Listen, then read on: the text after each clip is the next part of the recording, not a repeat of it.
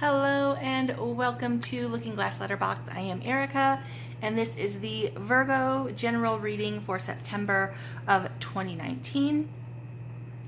Again, it is a general reading, so it may not resonate for all of you, but hopefully there is something here that will connect or be interesting or insightful or fun or, curious to carry with you into Virgo season and into September.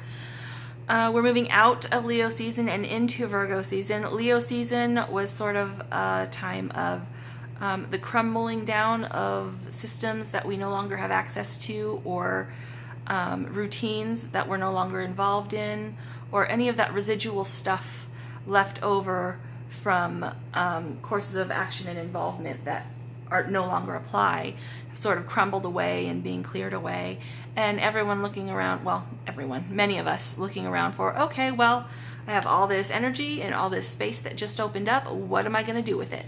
What's next? What do I do now? What do I do now?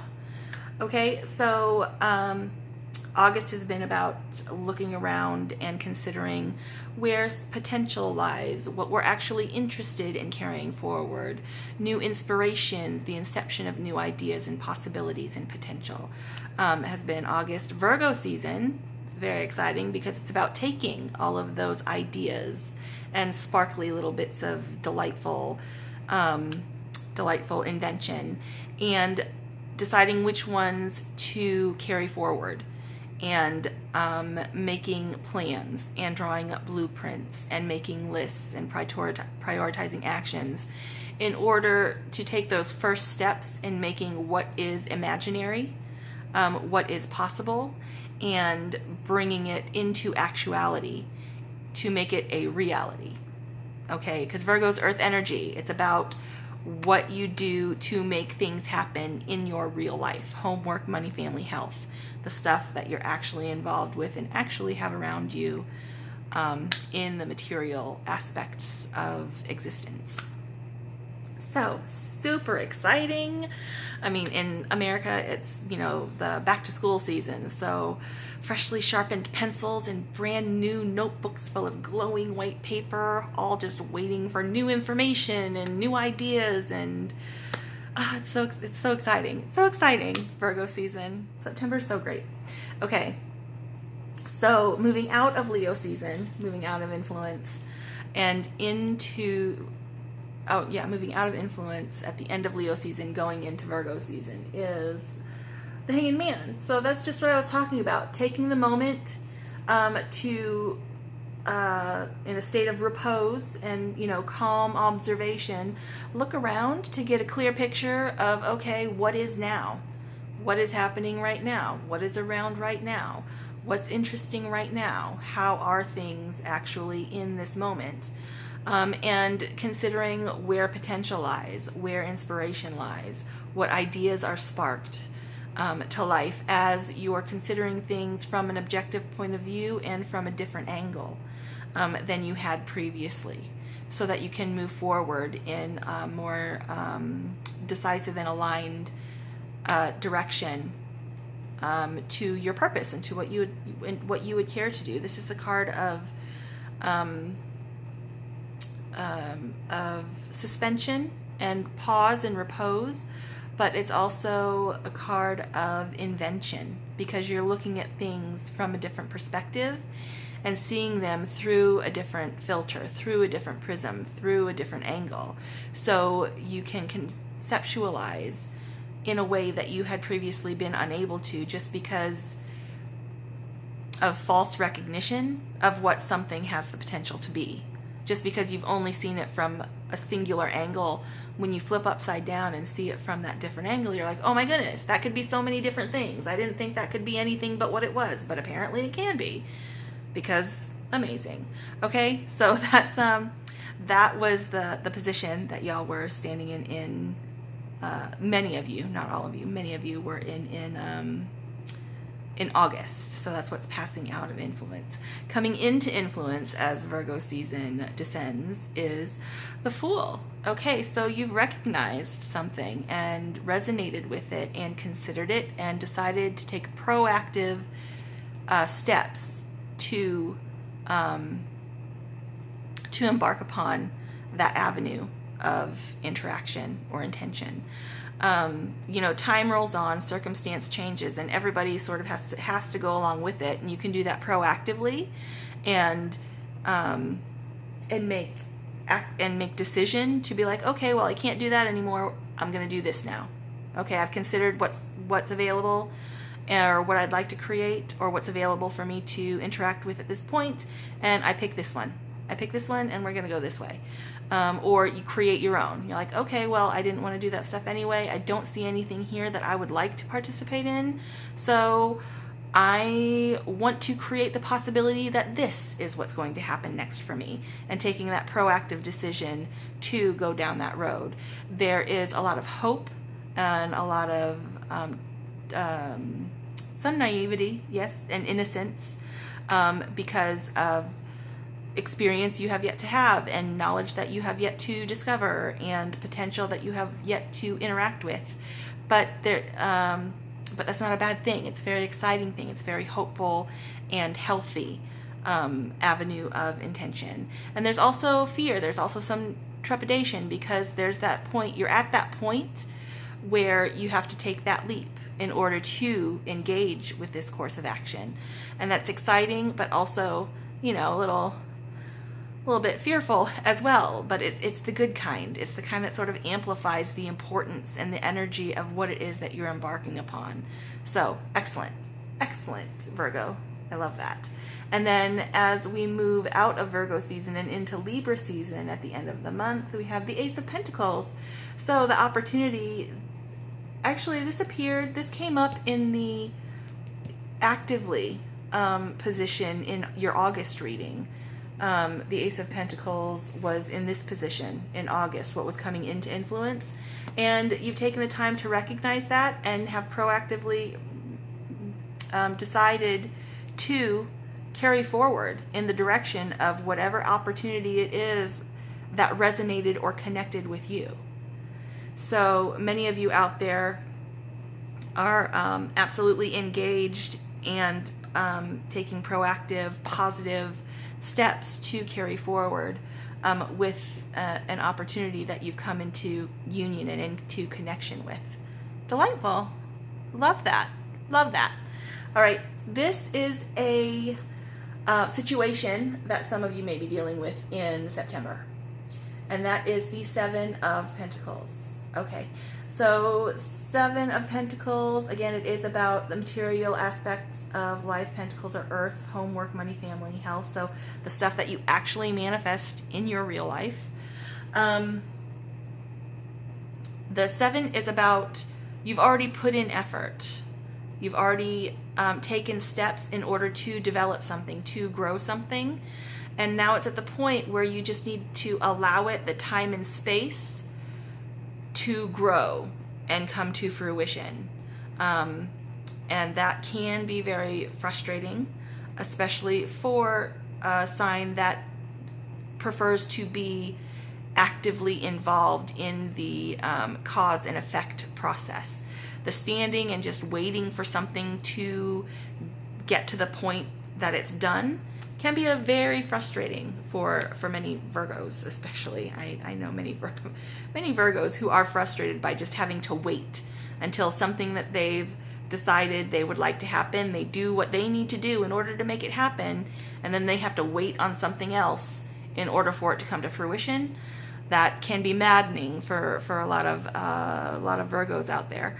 But that is the situation that some of you may be dealing with. You've done your part of the investment, and now you have to allow it the time and space to grow. And the problem within that particular situation is, okay, the Four of Swords. So internal contemplation. Swords are our thoughts, our perception, our story, our idea, our perspective. The Four is about stability. And coming to a point of awareness with the Four of Swords, awareness of where you've been, awareness of what you've done to get to the place that you are, and so that you can make more efficient and decisive action for what you do to carry forward, what direction you want to go in. And that's definitely the space of what's happening up here.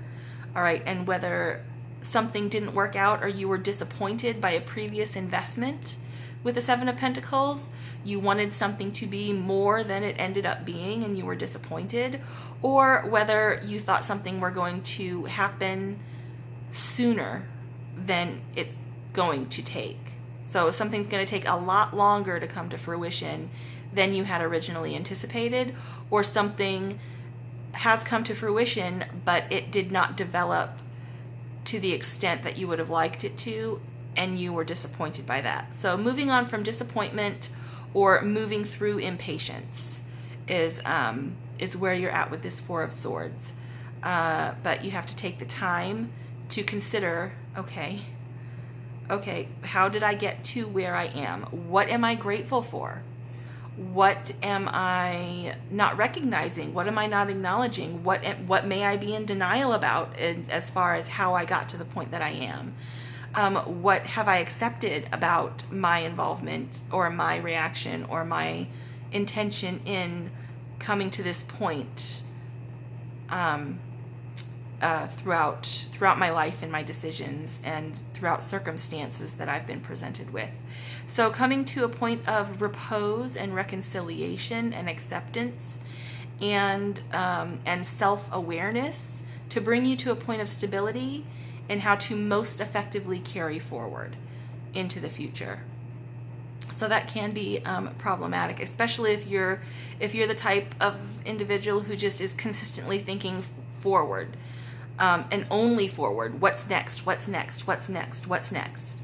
And not taking the time to take a break and look backward at what you've already done, so that you can reconceptualize and assimilate and grow and learn from maybe those decisions that you took that did disappoint you or resulted in disappointment, or were not as effective or efficient as you had intended them to be, so that you can be more effective and efficient going into the future down this new path.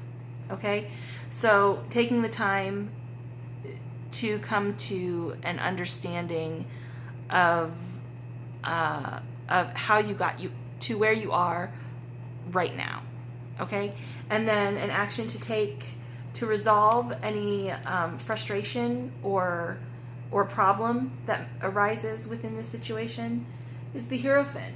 Okay, seek a mentor, seek new information, new education, a new level of understanding and awareness and skills, if it's education, to apply to this new endeavor.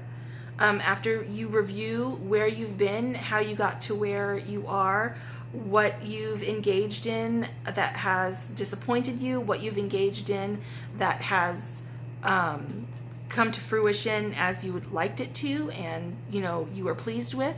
So your successes and your failures, coming to a state of equilibrium with those things from your past, and then applying new understanding, new information, new education to carry this further into the future for a more fulfilled level of experience and achievement.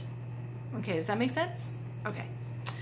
And now we're going to go to the Animal Spirit card from the Wild Unknown. If you'd like to know about any of the decks that I've used in the reading today, they are listed in the description. You can find that information there.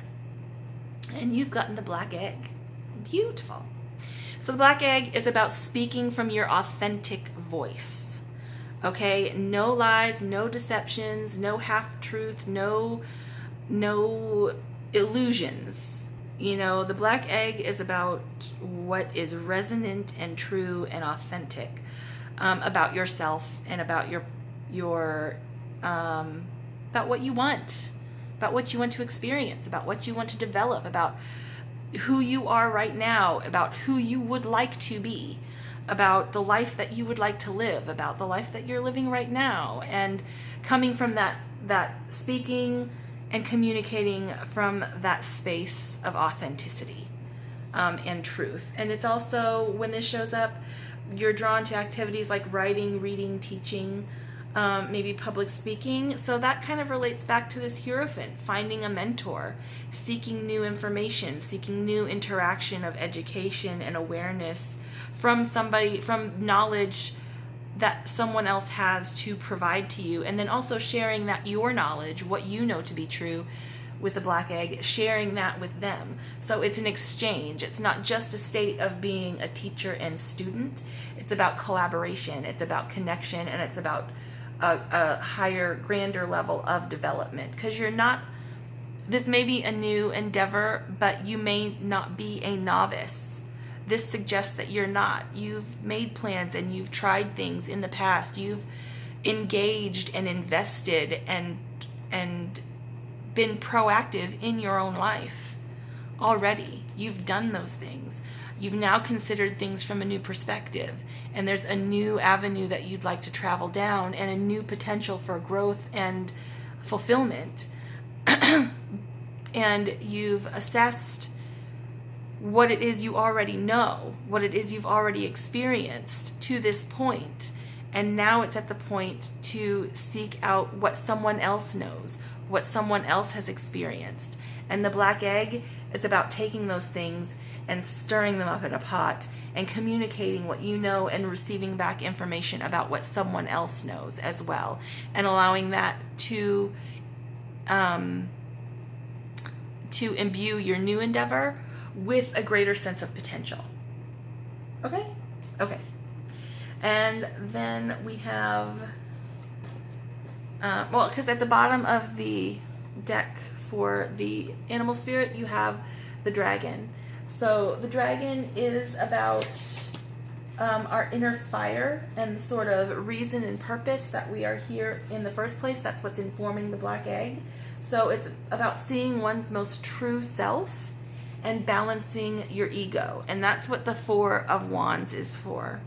The Four of Swords and the Hanged Man.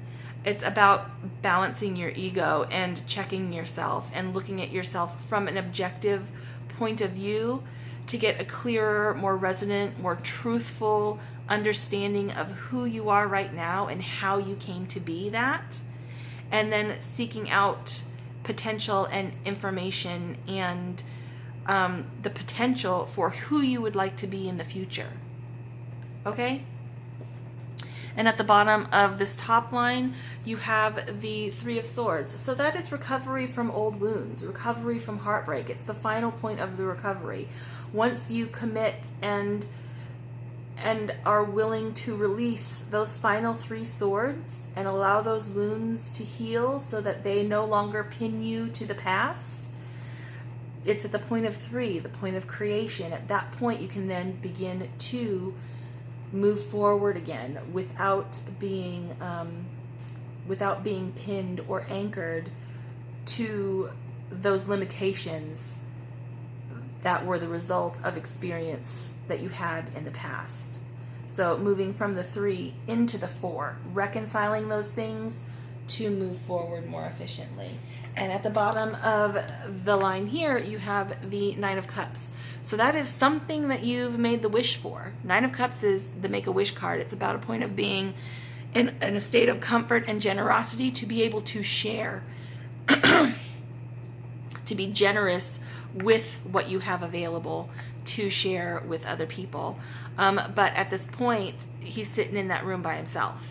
So you need to expand that space, invite people into it, share with other people your experience, your knowledge, what you know to be true, where you failed, where you've succeeded, and how that affected the situation overall.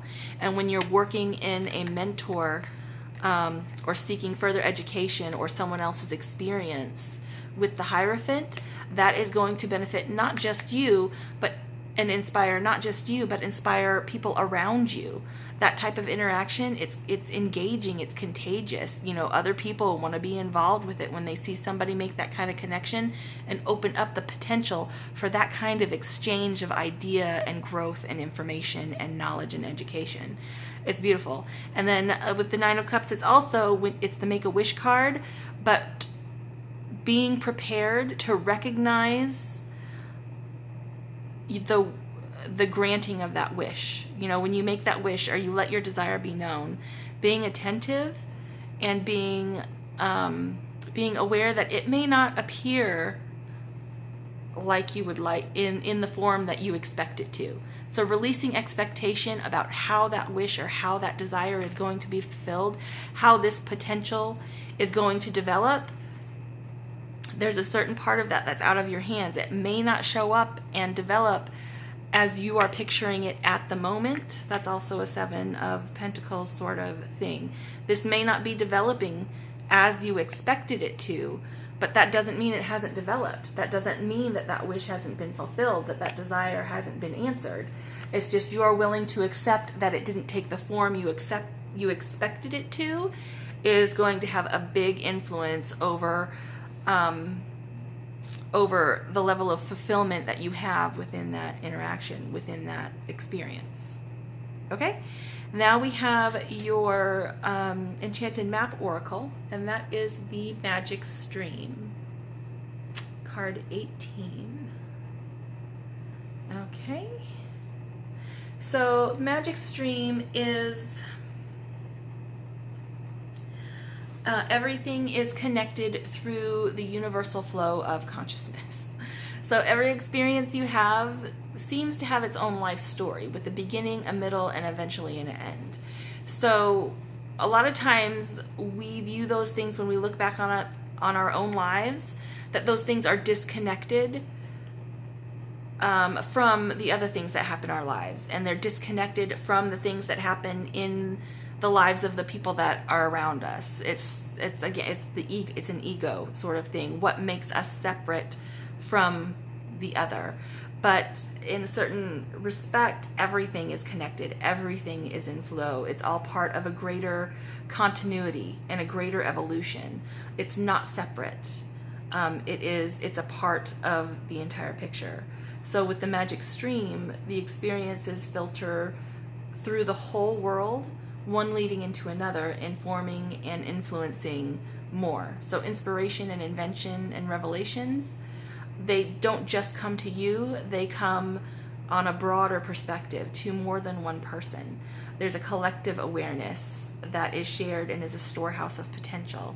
So when you have this new potential here, this new road that you're going on, there is someone out there that has information and experience that is resonant with this, that can expand it on an unreal level that you didn't know that you would have a chance to engage with. So allow yourself to be open to the potential of tapping into that flow, into that magic stream, to carry your dreams or your desire or your goal into reality.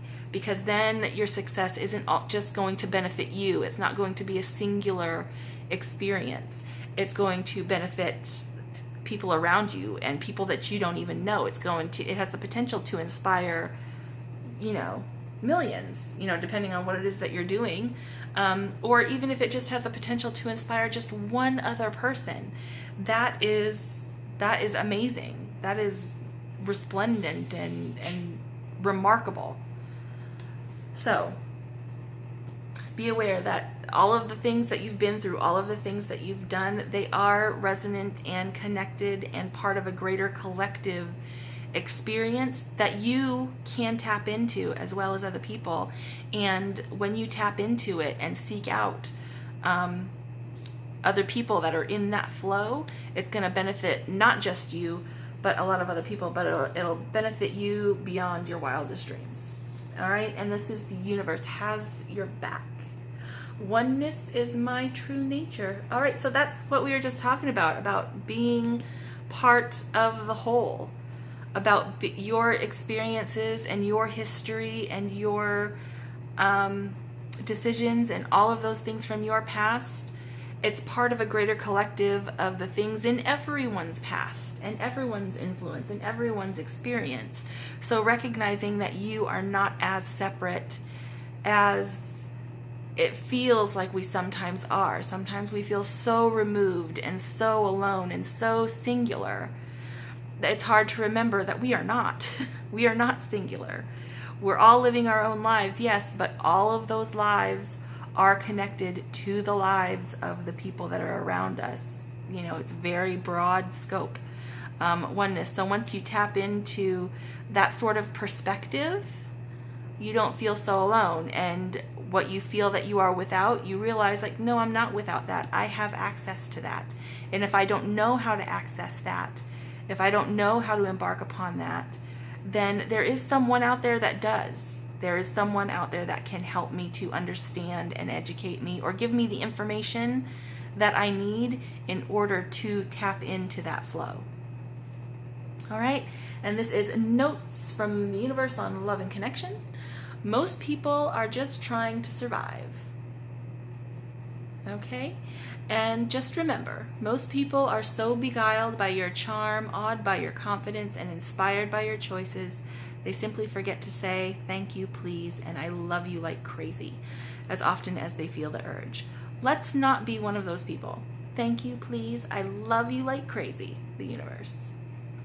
Okay, so I think that sort of relates to tapping into the oneness. Most people, again, they feel separate, they feel singular, they feel isolated in a lot of circumstances, or as they're going through their day-to-day, that they forget that they can tap into that sort of that belonging and that sense of being a part of and being seen and being appreciated.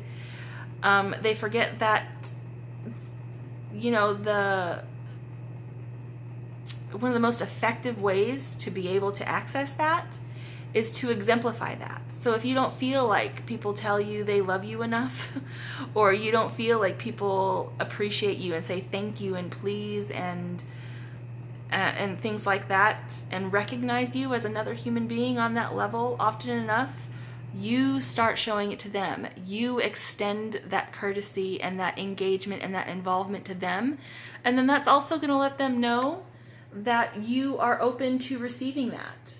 If you are willing to give that sort of recognition and that sort of interaction and that sort of connection to other people, and you do that, you do give it, you say please, you say thank you, you say you're great, you say I love you, you say I respect you, you say it out loud to their face so that they know, then they're going to know that you are willing to receive that information from them in response. And it's going to remind them, hey, when I don't remember the last time anyone said something like that to me. It's so simple. They're very simple things to say. They're things that we feel about people that we're involved with, or the people that we're in contact with all the time. But remembering that we respect that person and we love that person, or we like just saying, you know what, I think you're great. You know, to the people that we think are great, remembering to say that out loud to them. You know, it's we get caught up in our just trying to survive, just trying to get through our day, just trying to get through our routine, that we forget to stop and recognize that, hey, that human is remarkable. And saying, hey, human, you're remarkable. And then that human responds with, oh my goodness, you're remarkable too. That's delightful. And it's a line of communication that is most often forgotten, because we expect, especially the people that we know well, we expect them just to know and to not need to hear the words. But sometimes hearing the words makes all the difference. It keeps us from feeling taken advantage of or taken for granted, or especially if we're feeling invisible and disconnected, it helps us to remember, like, no, we're not. We are seen and we are loved and we are appreciated by these people that we also see and love and appreciate. So giving, doing unto others as you would have them do unto you, the golden rule, you know, that still applies. That will apply forever. So hopefully that you're in contact with people that will also recognize that and reciprocate. Delightful. And let's see, well, how much time have we got? All right, I'm going to do one more card for you. And this is a beautiful thoughts. Just a few words to take with you and to consider as we go through Virgo season. Happy birthday, Virgo, by the way. It's your season. Happy birthday to you. And you have gotten everything you can imagine is real. And that's from Pablo Picasso. That's definitely in alignment with your activity that some of you have coming up for September. Consideration, decision, investment. Coming from an authentic voice. Coming from an awareness of your history and an investment into new knowledge from the future. Of being connected, of being in flow, of appreciating other people and allowing their appreciation and their awareness of you. That is remarkable and wonderful, and I hope you have the most amazing September, Virgo. I hope you've enjoyed this. I appreciate your time and your attention. I realize that it is valuable, and I am so grateful that you take the time to give it to me. So thank you so much for all the likes and the shares and the subscriptions. If you would like to see when I have new videos posted, please subscribe. If you've enjoyed this, please click that like button. And I think that is all. Have an amazing September. Bye, Virgo. See you in the next one.